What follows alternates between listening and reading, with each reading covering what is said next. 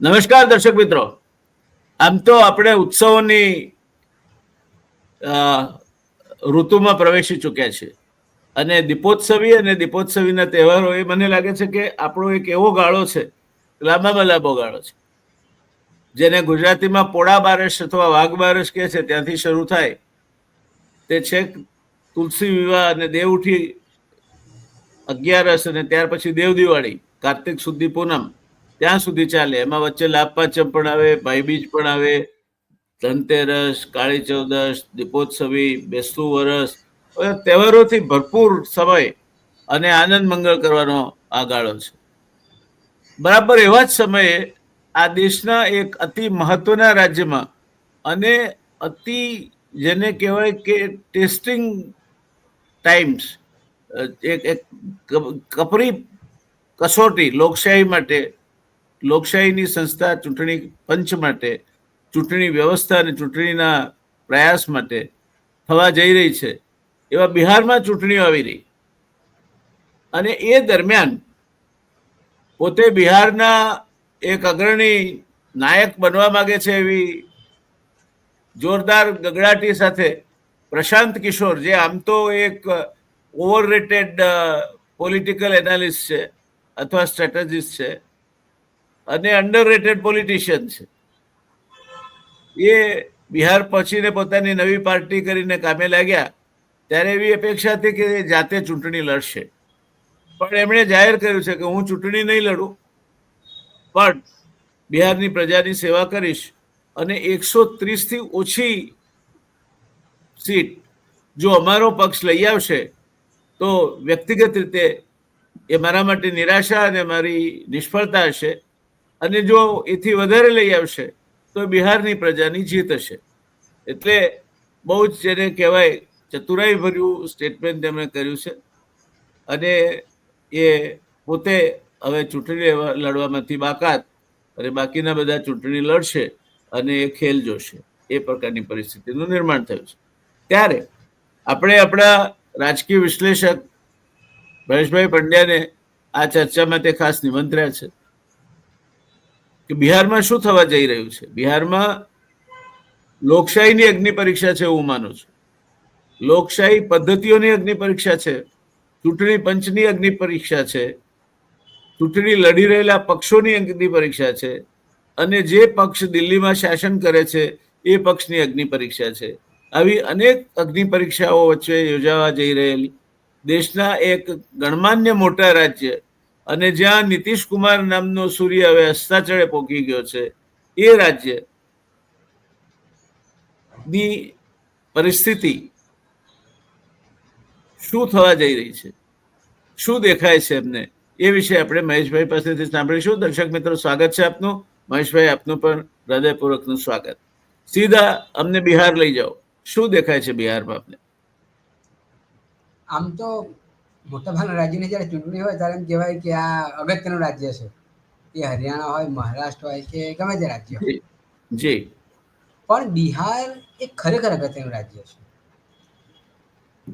બિહાર એ ક્રાંતિકારી લોકોમાંથી ઊભું થયેલું અને બધા ક્રાંતિકારી આંદોલન કહીએ તો ત્યાંથી થયા અને એ રીતે પણ અગત્યનું છે.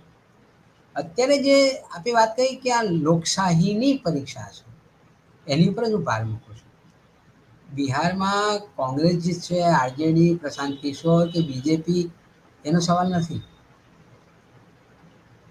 જો ભારતીય જનતા પાર્ટી કોઈકની મદદથી આ બિહાર જીતી જાય તો એનો મતલબ બહુ સ્પષ્ટ થાય કે લોકશાહી ઉપર આ વજ્રઘાત થશે. અત્યારનો જે માહોલ છે એ રીતે જેમ ગુજરાતમાં 162 બેઠકો લઈ આવ્યા એ પ્રકારનું ત્યાં ચિત્ર નથી કે વન સાઇડેડ વિક્ટરી થઈ જાય ભારતીય જનતા પાર્ટીની. કપડા ચઢાણ છે. આપણા ત્યાં ગુજરાતમાં બે જ પાર્ટી છે, હમણાં ત્રીજી પાર્ટી ઊભી કરવામાં આવી છે, વિસાવદર કરીને જીવતું રાખ્યું છે. ત્યાં ઓલરેડી પ્રાદેશિક પક્ષ, બે મોટા પક્ષો, એ સિવાય નાના નાના પક્ષો જે પણ 2-5 બેઠકો કે લાવે છે, એટલી બહુપક્ષીય ત્યાં છે જ. ગુજરાતની જેમ 1 to 1 નથી. અને એમાં પ્રશાંત કિશોર જે આપણે વર્ણન કર્યું તે એક બહુ સ્પષ્ટ છે કે એક મોટા રાજકીય પક્ષની પ્રેરણાથી એમના સમર્થનમાં ઊભી થયેલી આ પાર્ટી છે, એમને મદદ કરવા માટે. અને એટલે એમ ચડી ફોડીને કહે છે, અને એ જે પાર્ટીએ એમને મદદ કરી છે એના મદદ માટે ઊભા થયા છે, એ પાર્ટીનો પણ જોરદાર વિરોધ કરે છે અને ભ્રષ્ટાચારના ઉજાગર કરે છે. એ ક્યારેક બાહ્ય આડંબર હોય કે દંભ હોય, લોકોને ભ્રમિત કરવાની વાત હોય. જો આ પાર્ટી તો ભારતીય જનતા પાર્ટીનો પણ વિરોધ કરે છે. એટલે કોઈ એમ કહેતું હોય કે બી ટીમ છે, ના ના બી ટીમ ક્યાંથી છે, આટલા બધા આક્ષેપો તો કર્યા, કેવી રીતે તમે બી ટીમ કહો? એટલે ભ્રમિત કરવાની આ એક ટેકનોલોજી છે, એક ટેકનિક છે, અને એની વચ્ચે આ થઈ રહ્યું છે. પણ એમાં જે નવું જે એસઆઈઆર છે એને સમજવાની ને એને લઈને વાત કરવાની જરૂર છે કે એ લોકશાહી માટે બહુ અગત્યનું પરિબળ બની જાય છે. ચૂંટણી ઠીક છે, હાર જીત થાય, રાજકીય પક્ષો લડે છે, હારે જીતે, અને રાજકીય જેમ પેલા યુદ્ધથી જેના વધારે સૈનિકો મરી જાય અને પેલો દેશ હુમલો કરતો હતો, અહીંયા એ રીતનું કામ દામ શામ દામ ભેદનીતિથી ચૂંટણી જીતા ને બધું થાય લોકશાહીમાં પણ. એટલે હાર જીત એ બધી ઠીક છે, પણ જે એસઆઈઆર રાજકીય પાર્ટીઓ કરે, પણ જ્યારે તંત્રો, લોકશાહીના તંત્રો એના ભાગીદાર બને, અને એ જ્યારે એમ્પાયર પોતે એક પાર્ટીના પ્લેયર થઈ જાય ત્યારે મુશ્કેલી. અહીંયા શરૂઆતમાં તો એસઆઈઆરનો જ્યારે મુદ્દો સુપ્રીમ કોર્ટમાં ગયો તો સુપ્રીમ કોર્ટ લગભગ ફેંકી દેવાની હતી કે એમાં દમ નથી, અને ચૂંટણી પંચને અધિકાર છે કે આ ફેરવિચારણા કરવી, આખો રિવ્યુ કરવો, તેનો અધિકાર છે. એટલે એમાં હસ્તક્ષેપ કરવા નથી માગતા. આ પ્રકારનો વ્યૂ સુપ્રીમ કોર્ટનો હતો. પરંતુ જ્યારે યોગેન્દ્ર યાદવ પોતે ઊભા થયા અને વાત કરી, અને છેલ્લે 3 માણસોને લઈ આવ્યા કે સાહેબ આ લોકો તમારી કોર્ટ સમક્ષ જીવતા છે, મરેલા છે આ યાદીમાં, અને કોર્ટને બહુ જ આઘાત લાગેલો. અને પછી કોર્ટે બહુ વિગતે વાતો કરી.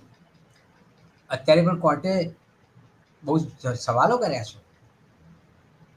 ખબર નહીં એનો શું થશે, કારણ કે ઘણી વખતે એવું પણ બનતું હોય છે સાહેબ કે કોર્ટ પહેલા ફૂંફાડા બહુ જ મારે, એ લોકોને વિશ્વાસ પડે, પછી પાણીમાં બેસી જાય. પછી પાણીમાં બેસી જાય, ક્યારેક સુવો મોટો લઈ લે. ઇલેક્ટોરલ બોન્ડ્સના મુદ્દે આવું જ થયું છે કઈ. યસ, રાફેલમાં આવું થયું. આપણે સેબીના ચેરમેનના મુદ્દે પણ આવું જ થયું છે. હા, બધામાં એવું થયું. એ સેબીમાં એવું થયું, ઈડીમાં એવું થયું કે તમે કેવી રીતે એકના એક વ્યક્તિને તમે આટલો લાંબો સમય રાખી મૂકો અને એને તાત્કાલિક કાઢી મૂકો એવી વાત કરતા હતા, અને એ જ બીજા અઠવાડિયે તમે 6 મહિનાનું એક્સટેન્શનને લઈને જાઓ છો અને સુપ્રીમ કોર્ટ ગ્રાન્ટ કરે છે. એનો મતલબ શું થયો? જે સુપ્રીમ કોર્ટ એક દિવસ પણ ઈડીના એટલે એન્ફોર્સમેન્ટ ડિરેક્ટરને રાખવા માંગતો નહોતા, એ જ સુપ્રીમ કોર્ટ 6 મહિનાનું એક્સટેન્શન ગ્રાન્ટ કરે છે. એનો મતલબ શું થયો? એટલે સુપ્રીમ કોર્ટ અત્યારે ફૂંફાડા મારી રહી છે. પછી શું થાય એ સુપ્રીમ કોર્ટ છે, એ ખબર નથી શું થશે. પણ અત્યારે સુપ્રીમ કોર્ટે એક સવાલ તો પૂછ્યો છે કે ભાઈ આ તમે પહેલા તો સુપ્રીમ કોર્ટે ના પાડી કે 11 જેટલા પુરાવાઓ તો તમે માંગો છો, પછી બીજું શું? પણ પછી સુપ્રીમ કોર્ટ તૈયાર થઈ આધાર કાર્ડ આપવા માટે, અને પછી એ થયા. અત્યારે સબમિશન કર્યું છે એમાં સુપ્રીમ કોર્ટે કહ્યું કે ભાઈ આ 3 લાખ લોકો એમાંથી પણ તમે જે દૂર કર્યા છે એના કારણો આપો. અને તમે એવું કઈ રીતે કહો છો કે તે 3 લાખમાંથી એક પણ વ્યક્તિ પપીલમાં નથી આવ્યો? એટલે આવું તો હોઈ ના શકે. અને એ પણ કહ્યું સરકારી વકીલે એટલે સોલિસિટર જનરલે કે આ મતદારોનો, નાગરિકોનો સવાલ નથી, આ રાજકીય પાર્ટીઓ ઊભી કરેલી બાબત છે ચૂંટણી પંચ સામે. એટલે ચૂંટણી પંચ માટે પણ બહુ મોટો પડકાર છે જો એ ગણતા હોય તો. બાકી સરલેસ થયા હોય તો બહુ સવાલ નથી. એ જ રીતે સુપ્રીમ કોર્ટ માટે પણ મોટો સવાલ છે એટલે જો એસઆઈઆર વિના વિઘ્ને પાર થઈ જાય અને કશું જ ના થાય, અને એ જે મુદ્દા હમણાં ઊભા કર્યા, કારણ કે 2 વખત રાહુલ ગાંધીએ પત્રકાર પરિષદ કરી, અને હું તેમ માનું છું કે રાહુલ ગાંધીએ જો લોકશાહીનું અપમાન કર્યું હોય, લોકશાહીને ખંડિત કરવાનો પ્રયત્ન કર્યો હોય, એને નંદવાનો પ્રયત્ન કર્યો હોય, ચૂંટણી પંચને બદનામ કરવાનો પ્રયત્ન કર્યો હોય, તો આ રાહુલ ગાંધીને બીજા દિવસે જેલમાં મૂકી દેવાની જરૂર હતી. તમે આટલા મોટા દેશના લોકશાહીને તમે નબળી પાડવાનો પ્રયત્ન કરો છો પત્રકાર પરિષદો કરીને.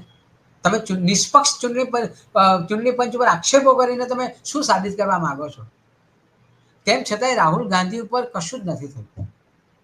એનો મતલબ મારા જેવા નાગરિકોની શંકા પ્રબળ બને છે કે વાતમાં કંઈક દમ છે.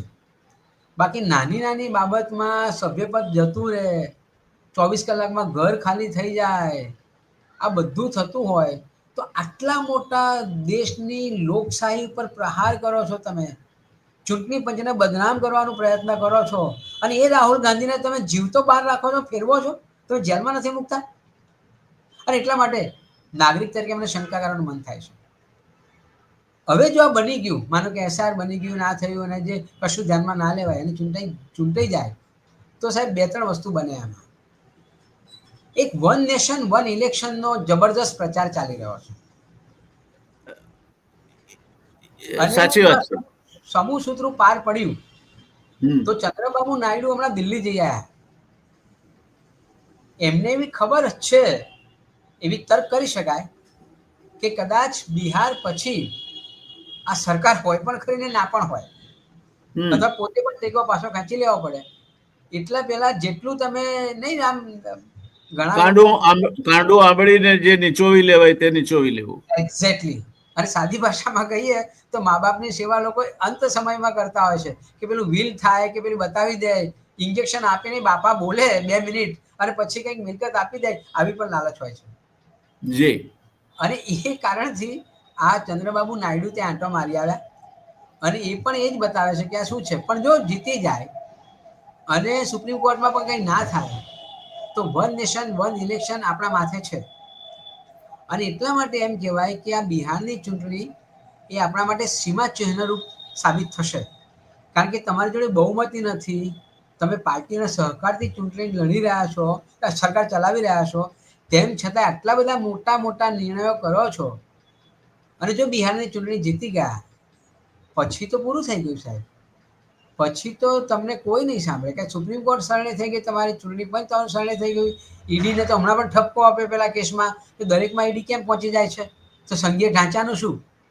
આ બધાની વચ્ચે તમે સુપ્રીમ કોર્ટના જજને જૂતું ફેંકો અને સરકાર જોતી રહે, કશું જ ના કરે, અને તમે એક ખરાબ પ્રણાલી પાડી રહ્યા છો, તો પછી સાહેબ આ દેશની દિશા અને દશા એ ખરેખર મને દયનીય છે. નાગરિક તરીકે દુઃખ થાય, ને એ પણ દુઃખ થાય કે તમારા મારા જેવા જાગૃત નાગરિકો બેઠા છે, તેમ છતાંય ભીષ્મ પિતામહની જેમ ચીરહરણ થાય ને જોવાનું જે દુઃખ કે પાપ લાગે, એ ક્યાંક પાપના ભાગીદાર ના થવું પડે તેવી પણ પ્રાર્થના અત્યારે કરવી રહી.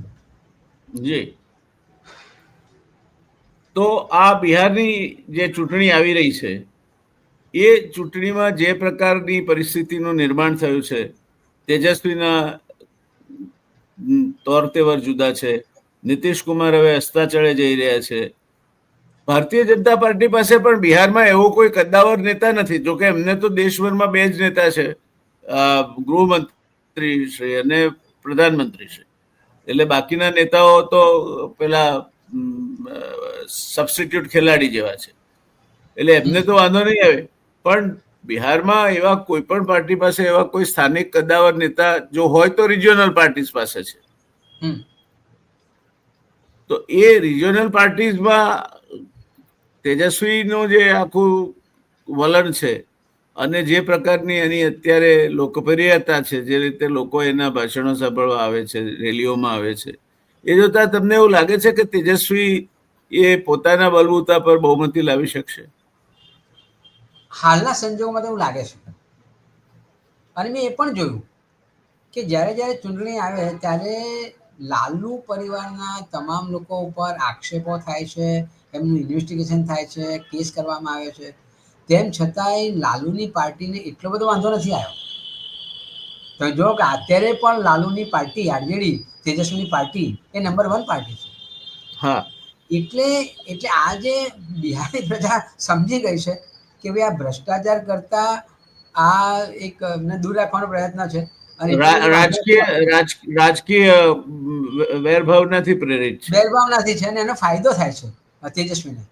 પણ તેજસ્વીએ જે હમણાં સહકાર આપ્યો, મૂળે રાહુલની યાત્રા હતી, તેમ છતાંય તેજસ્વીએ ખભે ખભો મિલાવીને જે કામ કર્યું, અને ત્યાં વધારે કોંગ્રેસના પડદા લાગતા હતા, કોંગ્રેસના ઝંડા ફરકતા હતા, તેમ છતાંય એ કુને બુદ્ધિપૂર્વક ઉપર એ રાહુલના સાધનમાં સવાર થઈને એક સરસ પ્રચાર એને કરી નાખ્યો. આ કુને ખરેખર જબરદસ્ત છે. અને યંગ છોકરો, એના પગે બી તકલીફ હતી એ વખતે પણ એને બહુ મહેનત કરેલી, એટલે અને લોકપ્રિયતા છે એનામાં. હા છે. એટલે એના લીધે એક તગડી પાર્ટી છે. ભારતીય જનતા પાર્ટી ઉપર એક જ ચહેરો હોય છે આખા દેશમાં, સર્વમાન્ય. પણ સાથે સાથે બીજા બધા બહુ હોય છે. જેમ કે પ્રશાંત કિશોર છે, 130 એવી જ બેઠકો પસંદ કરી છે કે જેમાં ભારતીય જનતા પાર્ટી નું નબળાઈ હોય, અથવા તો આરજેડીનું મહત્વ હોય, અથવા તો કોંગ્રેસનું મહત્વ હોય, તો ત્યાં વોટનું ડિવિઝન થાય અને અલ્ટિમેટલી ભારતીય જનતા પાર્ટીને ફાયદો થાય. જેમ કે ગુજરાતમાં આમ આદમી પાર્ટીને જે રીતે ચગાવવામાં આવે છે, કેટલાક મીડિયા દ્વારા કેટલું, એ મીડિયાને એવો શોખ નથી કે ભારતીય જનતા પાર્ટીની વિરોધમાં આમ આદમી પાર્ટીને એટલું બધું મહત્વ આપવામાં આવે. ત્યાં તો બહુ ડર લાગે.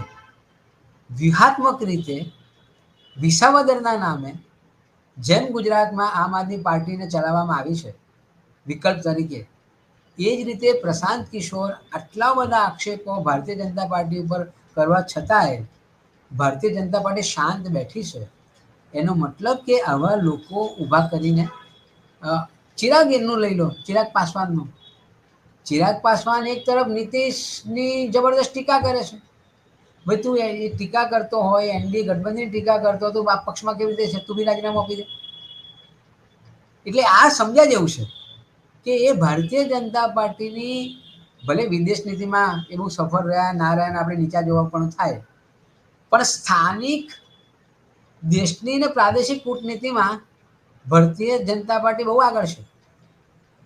એટલે એને જલેબી તળીને ખવડાવતા આવડે છે કંસારની જગ્યાએ. ખાતા પણ આવડે એટલે છે. હા, હા, એટલે બિહારનું ઇલેક્શન એટલે, અને જો પણ મને એવું લાગે સાહેબ કે સુપ્રીમ કોર્ટને જે કરવું હોય તે કરે.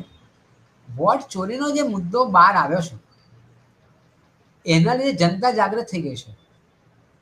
એટલે રાજકીય પક્ષના માણસો બૂથ પર હોય કે ના હોય, તેની પ્રજા બહુ સજાગ છે.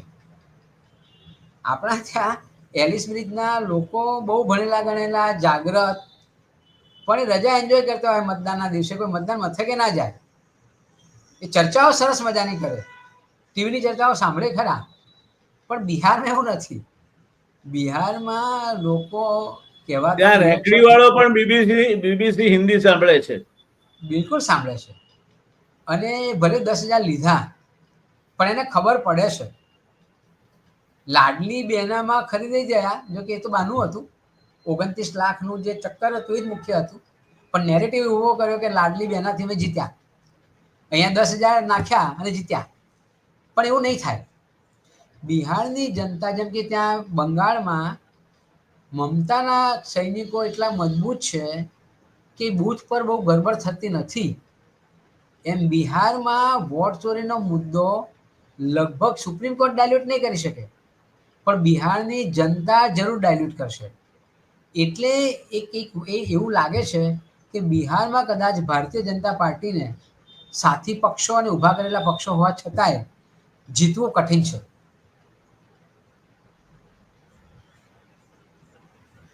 અને આવું થાય તો ભારતીય રાજનીતિમાં એક મોટું પરિવર્તન આવશે એવું નથી લાગતું તમને? બિલકુલ આવશે. પછી ભારતીય જનતા પાર્ટીની અંદર પણ જે લોકો બિચારા શાંત બેઠા છે વર્ષોથી, અડીખમ જેમણે પાર્ટી બનાવી છે, પરિશ્રમ કરીને, સ્વદેશીની વાત કરતા હોય એવા પરિશ્રમ કરીને પાર્ટી બનાવી છે.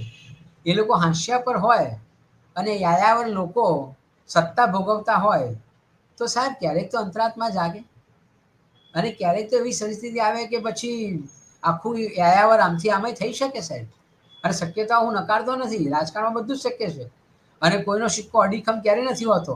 ક્ષણ, 2 ક્ષણ, વર્ષ, 2 વર્ષ, 5 વર્ષ ચાલે, પણ અલ્ટિમેટલી લોકો જાગતા હોય છે. તમે કદાચ બહુ કોઈને 10 વર્ષે ખબર પડે, 15 વર્ષે ખબર પડે કે આ જુમલાબાજી હતી, પણ ફૂલ ટાઈમ પડે ખરી. જુમલાબાજીમાં એટલે એ પણ થાય. અને પાર્ટીમાં રહેલા લોકોને પણ ખબર છે કે ભાઈ આપણા બધાની ફાઇલો બની રહી છે, તો પછી આપણે આ જ કરવાનું. રાજકારણમાં શાના માટે આવ્યા છીએ? બધા સેવા કરો તો નથી આવ્યા. ઇન્દુલાલ ચાહતા તો છે નહીં કોઈ, લાલબહાદુર શાસ્ત્રી તો છે નહીં કોઈ, સરદાર પટેલ તો નથી કે પેલા પોતાનું પોસ્ટકાર્ડની ટિકિટો પોતાની હોય, તાકણી ખિસ્સામાંથી કાઢે કે મારો અંગત કાગળ છે, આ સરકારી કાગળ નથી, એવા તો કોઈ છે નહીં.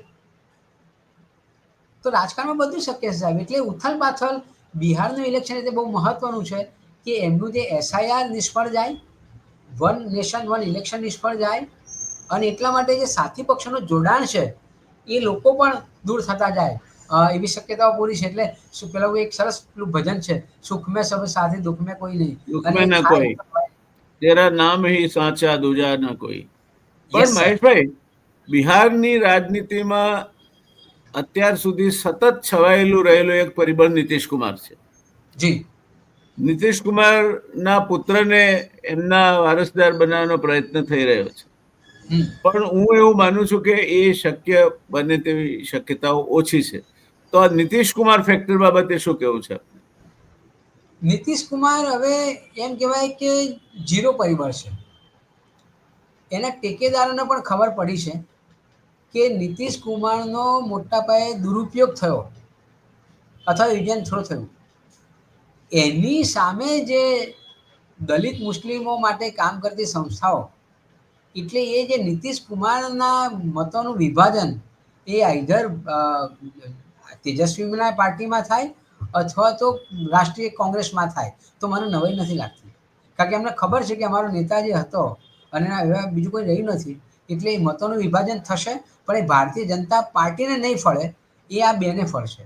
એટલે નીતિશ કુમારનું પરિબળ જે અત્યારે છે એ પરિબળ, એટલે એમણે જે જીવતું રાખ્યું છે, એમાં કદાચ થાપ થઈ ગયા છે ભારતીય જનતા પાર્ટી, એ પરિબળનો ફાયદો કોંગ્રેસ અને તેજસ્વી યાદવને મળશે એવું મને લાગે છે. આપ પાસવાન ફેક્ટરને કેટલું તવજ્જો આપો છો? પાસવાન અને માંઝી, જીતનરામ માંઝી અને પાસવાન ફેક્ટર. માંઝીનું નાનો પાર્ટી છે, પણ માંઝીનું હજુ વર્ચસ્વ છે.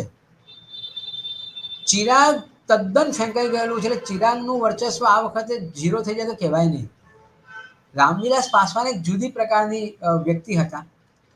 અભિનેતાની નેતા બનેલો આ ચિરાગ એ થાપ ખાઈ ગયો છે, અને કદાચ આ ચૂંટણીમાં એનું અસ્તિત્વનો પણ સવાલ ઊભો થાય તો નવાય નહીં. પણ જીતનરામ માંઝી હજુ પણ હા, અડીખમ છે. એ પદ જ પેલા એને દલિતોને શું કહે છે, કઈ દલિત અતિ પછાત દલિત નું અતિ નેતૃત્વ પિછડા, છે. હા, અને અતિ પિછડા, હા હા, અતિ દલિત શું મહાદલિત, મહાદલિત. મહાદલિત, એ હજુ છે. એ ભલે એમની ઉંમર થઈ, પણ એ એમનું ડગડગિયું વગાડે છે, એનું મહત્વ મળે છે. જી. તો આ બધી પરિસ્થિતિના વચ્ચે જે એનડીએ ગઠબંધને એક વસ્તુ શરૂઆત તો એની સારી થઈ કે સીટો માટે સમજૂતી સાધી શકાય, જે એની પહેલી અગ્નિ પરીક્ષા હતી. એ બાબતમાં શું કેવું છે આપનું? સાહેબ, એ અનુભવે સિદ્ધ થાય. બહારથી લાગતી સમજૂતી એ અંદર સમજૂતી ના પણ હોય. આપણે ગુજરાતના ઇલેક્શનમાં પણ અગાઉ જોયું હતું.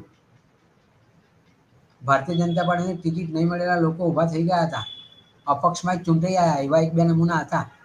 પાછળથી ભાજપમાં જયા જુદી વાત છે, એ ભાજપે થૂંકેલું ગળું કહેવાય કે તમારી સામે આટલી મોટી મહાન પાર્ટી, વિશ્વની 1 નંબરની મોટી પાર્ટીની સામે બળવો કરીને ઊભા રહીને અપક્ષમાં ચૂંટાઈ આવે અને એને પાર્ટીમાં લેવો પડે, એવી કેવી મજબૂરી આ પાર્ટીની. એટલે હું એવું જોઉં છું કે સમજૂતી ભલે થઈ, પણ એ સમજૂતી એ આવનાર દિવસોને અનુલક્ષીને હશે. એટલે જ્યારે ફોર્મ પાછા ના ખેંચાય ત્યાં સુધી જોવાનું રહે. એક બીજું પરિબળ એ અસદુદ્દીન ઓવૈસી છે. ઓવૈસી ભારતીય જનતા પાર્ટીની બી ટીમ તરીકે જ કામ કરે છે. હમ. બિહારમાં એની કેટલી અસર રહેશે? નહીં થાય. હવે મુસ્લિમો સમજી ગયા છે કે ઓવૈસી એ કોઈ એક વ્યક્તિની સ્ક્રિપ્ટ વાંચીને કોઈ એક વ્યક્તિના ઈશારે ચાલે છે. એ મુસ્લિમોમાં સારી સમજદારી ઊભી થઈ છે. મુસ્લિમોમાં એ પણ સમજદારી ઊભી થઈ છે કે આ પાર્ટી ક્યારે સત્તા પર આવવાની નથી, અને એટલા માટે અમારો વોટ અમે આપીએ એના કરતાં બીજી પાર્ટીને આપીએ કે જે મુસ્લિમોની વાતો કરે છે તો વધારે હિતકારક રહેશે. એટલે ઓવૈસીનું ફેક્ટર પણ આ વખતે લગભગ 0 થઈ જાય. એટલે મેં 2 વાત કરી, એક ચિરાગ પાસવાનની વાત કરી અને ઓવૈસીના પાત્રની વાત કરી. પ્રશાંત કિશોરની પણ સીટ ચોક્કસ લઈ જશે, એમાં ના નહીં, કારણ કે એને મહેનત બહુ કરી છે, પૈસા પણ બહુ ખર્ચ્યા છે. એટલે કેટલીક સીટો બગાડવામાં મહત્વનો ફાળો પ્રશાંત કિશોર આપશે. પણ ચિરાગ અને ઓવૈસી નું ત્યાં લગભગ વર્ચસ્વ બહુ નહીં હોય. જી, એટલે ટૂંકમાં આ વખતની બિહારની ચૂંટણીઓમાં એક પરિબળ ઇલેક્શન કમિશન તો રહેશે. મુખ્ય પરિબળ છે સાહેબ, મેઇન ખેલાડી જે છે. આ ચૂંટણી પંચ વિરુદ્ધ ભારતીય જનતા પક્ષ સિવાયની બધી પાર્ટીઓ એવી ચૂંટણી બિહારમાં લડાશે, અને એના પરિણામો આવનાર સમયમાં ભારતની લોકશાહી કયા રસ્તે જવાની છે એનો પથ નક્કી કરશે, એવું આપ કહી શકો? બિલકુલ કહી શકું. અને એટલા માટે દર વખતે એવું કહેવાય કે આ રાજ્ય બહુ મહત્વનું છે, એના બધે નક્કી થશે, પણ એવું નથી. અહીંયા મલ્ટિપલ ફેક્ટર ભેગા થયા છે બિહારમાં. એટલે મહારાષ્ટ્રમાં જીતી ગયા કે પછી હરિયાણામાં જીતી ગયા એ વખતે એવું કહેવાતું હતું કે નક્કી, એવું પણ એવું નથી. અહીંયા મલ્ટિપલ ફેક્ટર ભેગા થયા છે, અને એ ફેક્ટરની વચ્ચે પણ જો તમે જીતી જાઓ અથવા હારી જાઓ, એ બંને દિશા અને દશા નક્કી કરશે. અને એ દિશા ને દશા એ દેશની રાજનીતિને દિશા ને દશા આપતી છે. એના ઉપરથી જ નક્કી થવાનું છે. એ હારશે તો પણ જો ચૂંટણી કમિશન કંઈ પણ વધારે પડતું પેલું કરવા જશે તો પણ એ દેશની લોકશાહી માટે જોખમકારક પુરવાર થશે, કારણ કે જનાક્રોશ એટલો હશે કે એને સાંખી નહીં લે.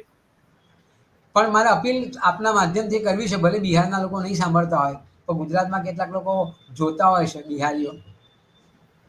જનાક્રોશ ચોક્કસ કરજો તમે, પણ એ મતમાં પરિવર્તિત કરજો, હિંસાના રૂપમાં ના કરતા. આ સાચી વાત છે. હિંસા કરવાથી કોઈ ફાયદો નથી, તોડફોડ ભાંગફોડ કરવાથી તો કોઈ ફાયદો નથી, એનાથી બધાને નુકસાન જ છે. તો ટૂંકમાં આપણે આ વાતને આજની તારીખમાં એ હકીકત પર પૂરી કરીએ કે બિહારની ચૂંટણી અગત્યની ચૂંટણી બની રહેવાની છે. બિહારની ચૂંટણી કઈ રીતે લડાશે તે આવનાર સમયમાં એનડીએના ગઠબંધનો કઈ દિશામાં જવાના છે એની દિશા નક્કી કરશે. બિહારની ચૂંટણી પ્રશાંત કિશોર અને ભારતીય જનતા પાર્ટીના સંબંધોને ખુલ્લા પાડીને મૂકી દેશે. બિહારની ચૂંટણી આવતીકાલે દેશની રાજનીતિ કઈ દિશામાં જશે અને ઇલેક્શન કમિશન કઈ પ્રકારનો રોલ કરશે અને એની ગતિવિધિ શું રહેશે એ દિશામાં એક અગત્યનો પથ પ્રદર્શક અથવા તો સીમાચિહ્ન બની રહેશે.